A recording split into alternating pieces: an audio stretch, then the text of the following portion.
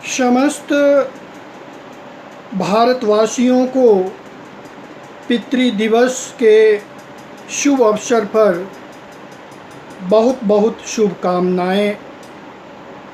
पितृ दिवस क्यों मनाया जाता है, इसके संदर्भ में चर्चा करना है। पिताओं को सम्मान देने के लिए पितृ दिवस का आयोजन किया जाता है और हर वर्ष जून के तीसरे रविवार को पितृ दिवस मनाया जाता है। इसकी शुरुआत कहाँ से हुई, इसके बारे में जानकारी प्राप्त करना है। सर्वप्रथम पश्चिमी वर्जीनिया में सन 1907 ईस्वी में जब एक खान में दुर्घटना हुई, उसमें अनेक व्यक्तियों की मौत हुई। उसी समय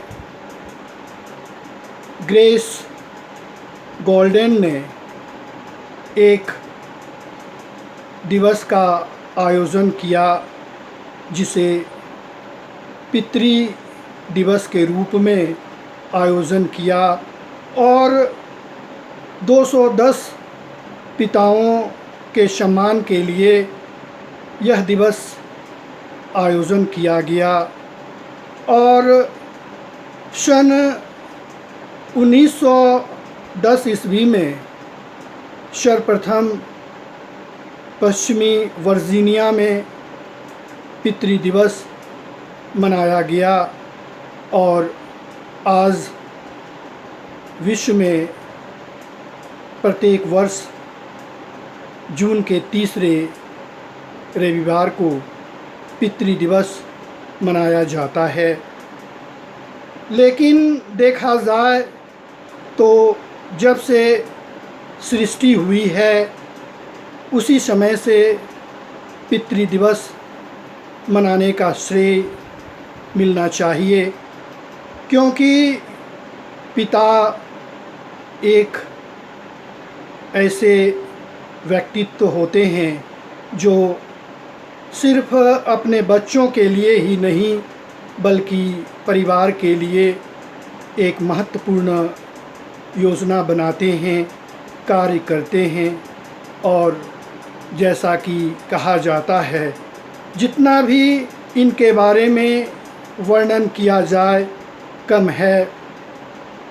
लेकिन आज आधुनिक युग में बच्चे जब बड़े होते हैं तो उनका साथ छोड़ देते हैं। यह दुर्भाग्य है। जैसा कि भारतीय संस्कृति और सभ्यता में बतलाया गया कि उन्हें हमेशा सम्मान देने की आवश्यकता है, क्योंकि जिस अनुरूप में अपने बच्चे को परवरिश करते हैं, इससे छुटकारा मिलना मुश्किल होता है और इस ऋण को कभी भी भुलाया नहीं जा सकता है।